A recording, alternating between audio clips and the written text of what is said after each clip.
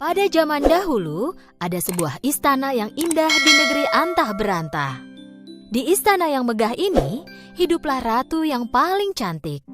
Ratu punya satu permohonan agar dia bahagia, yaitu ingin memiliki bayi perempuan yang cantik. Suatu hari di musim dingin, saat ratu menjahit di dekat jendela, dia tiba-tiba tertusuk jarum. Dia segera mengusap darahnya dengan selembar kapas, dan saat itu dia mengucapkan permohonan. Aku berharap punya bayi perempuan yang kulitnya seputih salju, matanya lebih cerah dari permata paling berkilau, bibir semerah ceri, dan hatinya penuh sukacita. Dan suatu hari, permohonan ratu baik itu menjadi kenyataan. Dia melahirkan seorang bayi perempuan yang cantik. Mereka menamainya Putri Salju. Tahun berlalu dengan cepat, tetapi kebahagiaan mereka tidak berlangsung lama. Ratu baik hati jatuh sakit dan tak lama kemudian meninggal dunia. Tak berapa lama, raja semakin tua dan menjadi sangat lemah. Jadi dia menikah lagi dengan seorang perempuan. Ratu baru ini cukup cantik, tapi hatinya jahat. Dia seorang wanita yang sombong dan pencemburu. Setiap hari, ratu akan melihat ke cermin ajaibnya dan menanyakan pertanyaan ini. Cermin-cermin di dinding, siapakah wanita tercantik di seluruh negeri? Dan cermin ajaib akan menjawab, Tak ada yang mulia, Andalah satu-satunya wanita paling cantik. dan ratu akan sangat senang dengan jawaban ini. Sejak kedatangan ratu jahat, semua yang ada di istana mulai berubah. Karena perbuatan jahatnya, kerajaan menghadapi banyak sekali masalah. Jadi untuk mengatasi masalah itu, raja harus pergi dari istana. Ratu jahat sangat senang karena kini raja pergi, dia bisa melakukan semua sesuka hatinya. Tahun berlalu dengan cepat dan Putri Salju tumbuh menjadi gadis yang cantik. Di tempat yang tak terlalu jauh, seorang pangeran tiba-tiba melihat bayangan Putri Salju di sungai tempat dia minum air. Dia segera melihat sekeliling, tetapi tidak melihat seorang pun selain burung-burung di atas kepalanya. Pada suatu hari, ratu berada di depan cermin ajaibnya lagi. Cermin-cermin di dinding, siapakah yang tercantik di seluruh negeri? Cermin menjawab, Begini, maaf, tapi bukan Anda ya ratuku. Putri Saljulah wanita tercantik. Ratu sangat marah ketika mendengar jawaban cermin ajaib. Dia segera memanggil pemburu favoritnya dan memberi perintah yang menakutkan. Bawalah Putri Salju ke hutan dan ambil jantungnya untukku.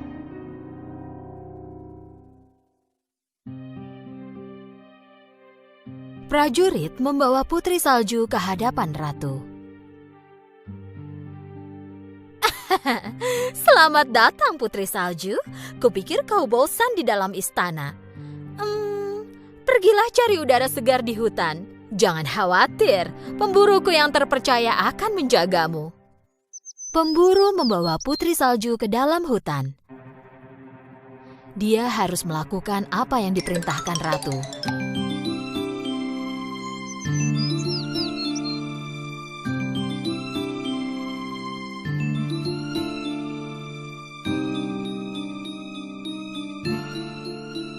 Tapi melihat Putri Salju yang berhati murni dan baik itu, pemburu tidak dapat melukainya. Pemburu memperingatkan Putri Salju agar jangan kembali ke istana. Saat matahari terbenam, dia meninggalkan Putri Salju di hutan dan kembali ke istana. Putri Salju sangat takut di hutan gelap itu sendirian. Dia duduk di bawah pohon dan mulai menangis. Sampai akhirnya, dia tertidur. Di pagi harinya, Putri Salju terbangun oleh kicauan burung dan banyak sahabat hewan kecil yang mengelilinginya. Karena hewan-hewan ini tahu dan mencintai Putri Salju, mereka menunjukkan jalan padanya.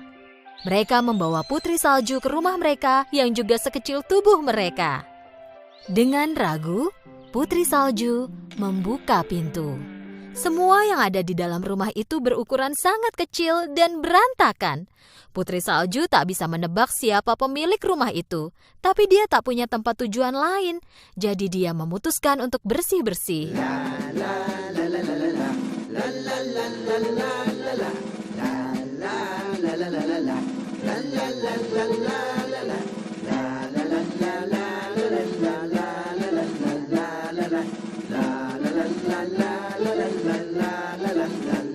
Setelah bersih-bersih rumah dan membuatnya jadi nyaman dan tanpa noda, Putri Salju memasak menggunakan peralatan dapur yang kecil, lalu makan. Di rumah ini, sama seperti barang lainnya, tempat tidurnya juga berukuran kecil. Tapi Putri Salju sangat lelah. Dia hampir tertidur di tempat dia berbaring. Dia pikir tak akan ada bahaya yang menimpanya di tempat ini, lalu jatuh tertidur pada beberapa tempat tidur yang digabungkan. Di malam hari, 7 kurcaci yang merupakan pemilik rumah cantik itu pulang ke rumah setelah bekerja di pertambangan. Dan saat masuk, mereka sangat terkejut. Rumah bersih dan tercium aroma makanan lezat. Dopi ingin makan sup, tapi karena kecerobohannya, dia menumpahkannya di lantai. Dok mencoba memikirkan apa yang terjadi. Ada sesuatu yang mencurigakan dengan ini semua. Siapa yang melakukannya? Jika aku bisa tidur, aku yakin aku pasti tahu jawabannya. Kata Selipi sambil menguap. Ketujuh kurcaci pelan-pelan naik ke atas. Saat mereka masuk ke kamar, mereka tak percaya pada apa yang mereka lihat. Di atas tempat tidur mungil mereka, terbaring seorang gadis yang sangat cantik. Mendengar suara-suara, Putri Salju terlonjak ketakutan dari tidurnya dan melihat 14 mata dari 7 kurcaci menatap ke arahnya. Akhirnya, dengan ragu-ragu, dia berkata, "Namaku Putri Salju. Maaf jika mengagetkan kalian. Aku tidak bermaksud jahat." Ya, kami yakin itu. Jika tidak, kau tak akan membersihkan rumah dan memasak untuk kami. Jawab Dok, lalu memperkenalkan diri mereka. Kami ini 7 kurcaci. Ini Happy, Grumpy, Dopi, Sneezy, Bashful, dan aku, Duck. Dan itu dia, Sleepy.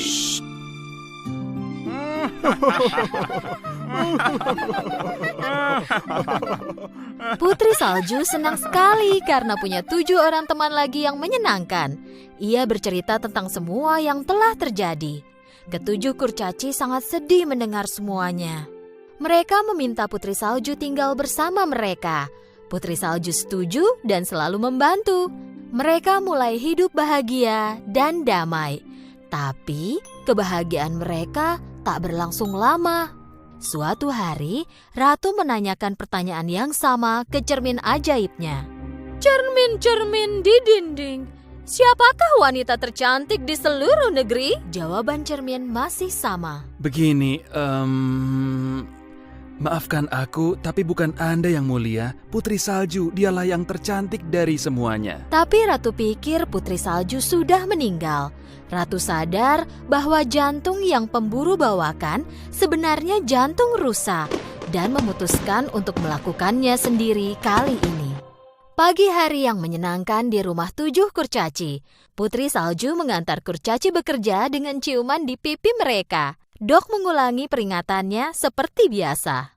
Jangan lupa aturan kita. Jika ada orang asing mengetuk pintu saat kami tidak di rumah, jangan dijawab. Baiklah Dok, tapi kalian jangan terlambat pulang ya.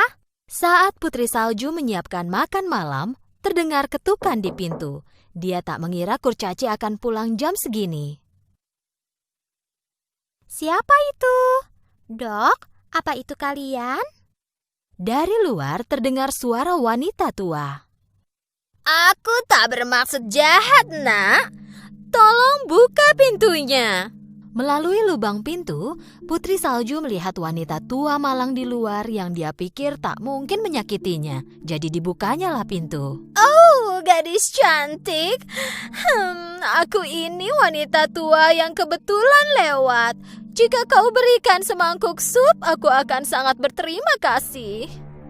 Putri Salju membawa masuk wanita tua itu dan menawarkan semangkuk sup panas.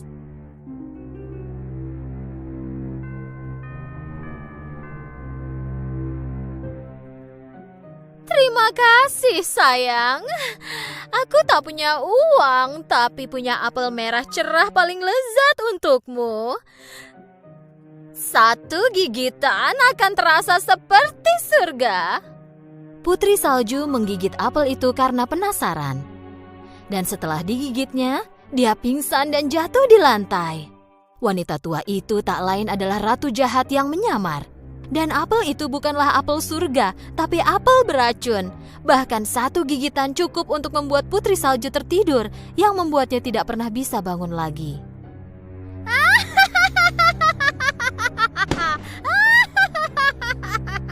Ketika 7 kurcaci pulang, mereka menemukan Putri Salju terbaring di lantai. Dok menemukan apel dengan bekas gigitan. Apel yang dia makan ini pasti beracun. Ini pasti perbuatan ratu jahat. Putri Salju sangat cantik meski tertidur. Kurcaci menaruhnya di dalam kotak kaca yang terbuat dari permata mulia, dan mereka menaruhnya di atas bukit di mana semua temannya di hutan bisa melihatnya. Suatu hari pangeran datang ke hutan itu tempat Putri Salju tertidur. Teman-teman Putri Salju menunjukkan jalan dan membawa pangeran ke kotak kaca tempat Putri Salju tertidur. Pangeran tak percaya pada apa yang dia lihat. Putri cantik yang bayangannya pernah dia lihat di sungai dan terus muncul dalam mimpinya, kini terbaring tepat di hadapannya. Dia mengangkat tutup kotak itu dan mencium Putri Salju. Saat itu juga, mimpi Putri Salju dan pangeran menjadi kenyataan. Cinta mereka mengalahkan kutukan dan Putri Salju membuka matanya. Di saat yang sama, setelah tahu apa yang terjadi pada putrinya, Raja memecahkan cermin ajaib dan mengusir ratu jahat sejauh mungkin dari istana. Putri Salju akhirnya kembali ke istananya dan berkumpul lagi dengan ayahnya. Putri Salju dan pangeran melakukan pernikahan yang megah. Raja, Putri Salju, pangeran, dan 7 kurcaci, mereka semua hidup bahagia selamanya.